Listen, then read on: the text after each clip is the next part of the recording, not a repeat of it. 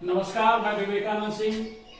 लाभ हानि का ये तीसरा वीडियो है मेरा और आखिरी भी है।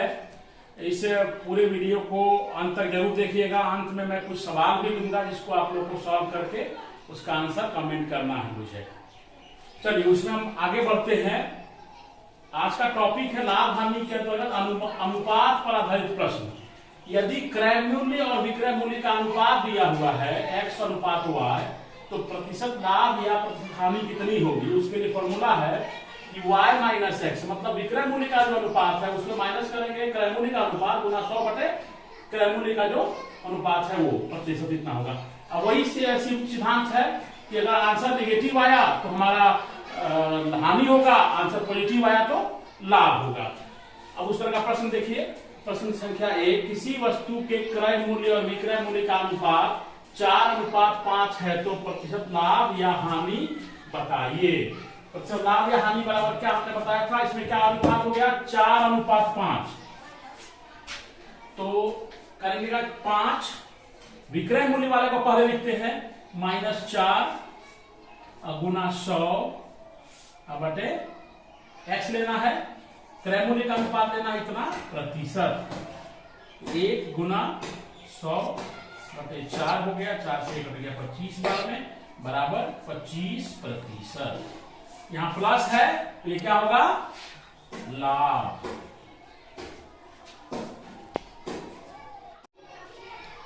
अब दूसरा कंडीशन उसी में है, लाभ हानि का ही कंडीशन दूसरा होगा। यदि ए वस्तुओं को बेचने पर बी वस्तुओं के क्रय मूल्य या विक्रय मूल्य के बराबर लाभ या हानि हो, मतलब ए वस्तु खरीद रहे हैं उसमें से बी वस्तु को बेचते हैं तो बी वस्तु के क्रय मूल्य या विक्रय मूल्य के बराबर लाभ या हानि हो, ये कंडीशन होगा। इसमें 3 तरह से हो सकता है। पहला, ए वस्तुओं को बेचने पर बी वस्तुओं के क्रय मूल्य के बराबर लाभ या हानि हो, मतलब ए वस्तु को बेचने पर बी वस्तु के क्रय मूल्य के बराबर, अगर क्रय मूल्य है उसका एक कंडीशन होगा, विक्रय मूल्य वाला लाभ और हानि का अलग अलग कंडीशन होगा। 3 कंडीशन आएगा, हम बारी बारी से तीनों बताएंगे। पहला कंडीशन है ए वस्तुओं को बेचने पर बी वस्तुओं के क्रय मूल्य के बराबर लाभ या हानि हो, तो उसका फॉर्मूला क्या होता है, प्रतिशत लाभ या प्रतिशत हानि में बी कितने वस्तुओं के क्रय मूल्य के बराबर लाभ या हानि हो रहा है वो पहले लिखेंगे गुना 100 बटे इतना वस्तुओं को बेचने पर हो रहा है बटा ए, बी मल्टीप्लाई 100 बाय ए करेंगे। ठीक, तो हम प्रश्न देखेंगे। प्रश्न संख्या 2 हो गया, 15 अंडों के बेचने पर 3 अंडों के क्रय मूल्य के बराबर लाभ होता है तो प्रतिशत लाभ बताइए।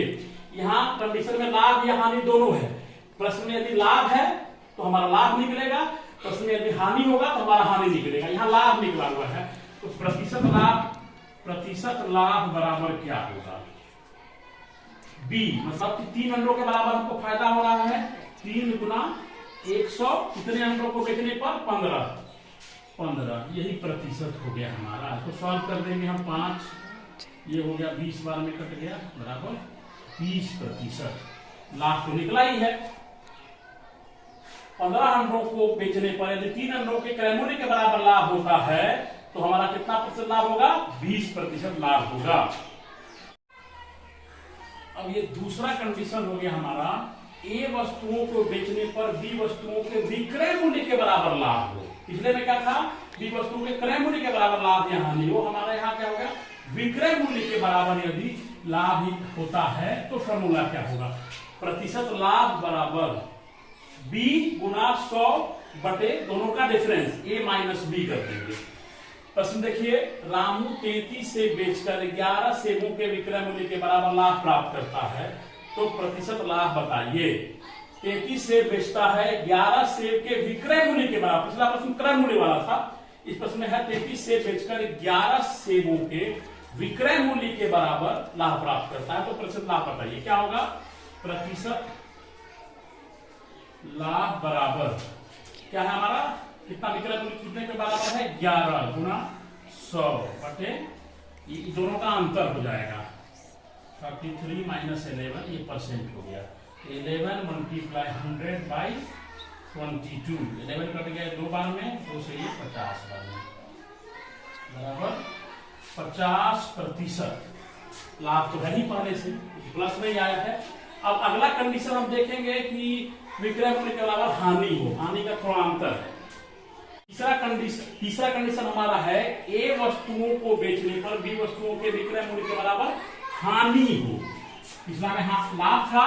सबसे पहला कंडीशन क्या था कि क्रय मूल्य के बराबर लाभ या हानि हो। दूसरा कंडीशन हो गया कि विक्रय मूल्य के बराबर लाभ हो। और तीसरा कंडीशन हो गया विक्रय मूल्य के बराबर हानि हो। तब प्रतिशत हानि बराबर क्या करते हैं, b मल्टीप्लाई 100। यहाँ पिछले में माइनस था, अब इसको हम प्लस कर देंगे, a प्लस बी।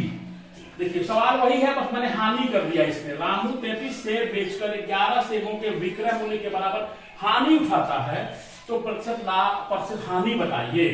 तो यहाँ प्रतिशत हानि क्या हो जाएगा, वही फॉर्मूला है 11 मल्टीप्लाई 100।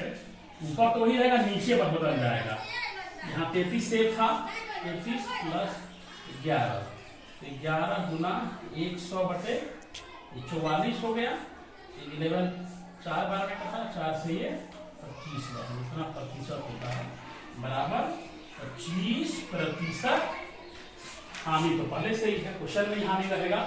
समझ में आया। 3 कंडीशन होता है, यदि ए वस्तुओं को बेचने पर बी वस्तुओं के क्रय मूल्य या विक्रय मूल्य के बराबर लाभ या हानि हो। तो पहला कंडीशन था ए वस्तुओं को बेचने पर बी वस्तुओं के क्रय मूल्य के बराबर लाभ या हानि हो। दूसरा कंडीशन था ए वस्तुओं को बेचने पर बी वस्तुओं के विक्रय मूल्य के बराबर लाभ हो, उसका फॉर्मूला अलग था। तीसरा कंडीशन होगा ए वस्तुओं को बेचने पर बी वस्तुओं के विक्रय मूल्य के बराबर हानि हो। तो तीनों अलग अलग कंडीशन था, लेकिन तीनों का फॉर्मूला मैंने बता दिया। तो ध्यान से देखिए, इस तीनों से संबंधित मैं एक प्रश्न आपको दूंगा लास्ट में। अब अगला प्रश्न थोड़ा वो पिछले प्रश्नों से अलग है। एक दुकानदार क्रय मूल्य पर सामान बेचने का दावा करता है, परंतु 1 किलोग्राम के स्थान पर वह 950 ग्राम ही तौलता है, मतलब वजन कम देता है। वो बताइए उसे कितने प्रतिशत का लाभ होगा। अक्सर आपने देखा होगा बाजार में लोग कहता है कि इतना रुपया किलो सस्ता बेचता है लेकिन वजन कम देता है, उसमें उसको कितना लाभ होगा ये देखने के लिए है। तो प्रतिशत लाभ बराबर क्या होगा, कुल कमी, मतलब कितना के बदले कितना वजन दे रहा है, दोनों का अंतर कर दे। कुल कमी गुना 100 बटे गलत तौल की मात्रा। यहाँ पर कुल कमी कितना आ जाएगा, कुल कमी क्या है, 1 किलोग्राम बराबर 1000 ग्राम। ग्राम माइनस कितना देता है उसके बदले में 950 ग्राम। तो कितना हो गया, कितना कमी हो गया, 50 ग्राम हो गया। 50 ग्राम कमी हो गया। तो प्रतिशत लाभ क्या होगा भाई, कुल कमी 50 गुना 100 बटे वजन कितना, गलत तौल की मात्रा। तो क्या मात्रा दिया था, 950 ग्राम। तो 950 गुना इतना प्रतिशत होगा उसको लाभ। तो घटाएंगे यहाँ से 0 कट गया, 5 से 19 बार में, तो बराबर 100 बटा 19 प्रतिशत बराबर हो जाएगा 5 गुना 5 बटे 19 प्रतिशत। मतलब यदि कोई दुकानदार 1 किलो के जगह पे कम वजन तौल के देता है तो उसका प्रतिशत हम इससे आसानी से निकाल लेंगे। कैसे, इतने वजन के बदले कितना वजन दे रहा है, दोनों का अंतर, कुल कमी, और 100 को 6 और नीचे डिवाइड करेंगे कितना वजन दे रहा है उससे, तो हमारा निकल जाएगा। अब मैं आप लोगों को इसके बाद कुछ क्वेश्चन लिख करके दूंगा, आपको सारे क्वेश्चन नंबर वाइज आपको उसके आंसर सॉल्व करके देने हैं, कमेंट करना है मुझे। चलिए बहुत बहुत धन्यवाद।